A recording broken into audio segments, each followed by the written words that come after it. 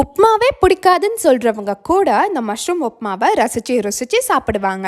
இப்போ அதுக்கான ரெசிபியை நம்ம குயிக்காக பார்த்துடலாம். முதல்ல ஒரு கடாய் எடுத்துக்கோங்க. கடாய் சூடானதும் அதில் 1 டீஸ்பூன் எண்ணெயை சேர்த்துட்டு 2 டம்ளர் அளவு ரவையும் சேர்த்துக்கோங்க. இப்போ இந்த ரவையை நம்ம நல்லா பொன்னிறமாக வறுத்து எடுத்துக்க போகிறோம்.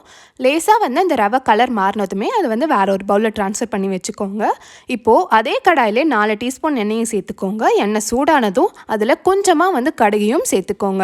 கடுகு நல்லா பொரிஞ்சு வந்ததுமே அதில் 2 டீஸ்பூன் அளவு கடலைப்பருப்பையும் நம்ம சேர்த்துக்கலாம். இப்போ இந்த கடலைப்பருப்பும் லேசாக கலர் மாறணும். அதாவது லேசாக அது ப்ரௌன் கலராக மாற வரைக்கும் நம்ம அதை வறுத்து எடுத்துக்கலாம். அது கூடவே 4 கிள்ளின காஞ்ச மிளகாவையும் சேர்த்துக்கலாம். அடுத்து 4 சின்ன சைஸ் வெங்காயத்தையும் பொடிசாக கட் பண்ணி அதையும் நான் சேர்த்துக்கிறேன். வெங்காயம் நான் நிறையவே சேர்த்துக்கிறேன். எதனாலனா வெங்காயம் நிறையா சேர்க்கறதுனால உப்மாவோட டேஸ்ட்டும் இன்னும் ரொம்ப சூப்பராகவே இருக்கும். அது கூடவே ஒரு கேப்சிகமையும் நான் கட் பண்ணி அதையும் சேர்த்துக்கிறேன். அதுக்கப்புறம் 200 கிராம்ஸ் ஆஃப் மஷ்ரூம், அதாவது 1 பாக்ஸ் ஆஃப் மஷ்ரூமையும் நான் கட் பண்ணி அதையும் நான் சேர்த்துக்கிறேன்.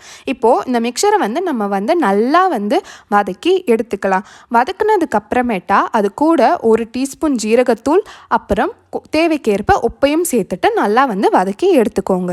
இப்போது நான் 2 டம்ளர் ரவைக்கு 4 டம்ளர் அளவு தண்ணியும் சேர்த்துக்கிறேன். அதாவது 1:2 ரேஷியோவில் தண்ணியை சேர்த்துக்கிறேன். தண்ணி நல்லா கொதிச்சு வந்ததுமே நம்ம ரோஸ்ட் பண்ணி வச்சுருக்க ரவையை கொஞ்சம் கொஞ்சமாக ஆட் பண்ணிக்கிட்டே வரலாம்.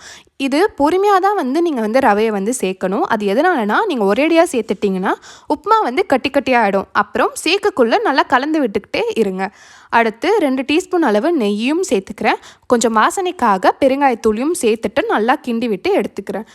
லாஸ்ட்டாக கொஞ்சோண்டு கருவேப்பிலை அப்புறம் கொத்தமல்லியும் போட்டு இறக்கணுன்னா நம்மளோட டேஸ்டியான உப்மா ரெடி.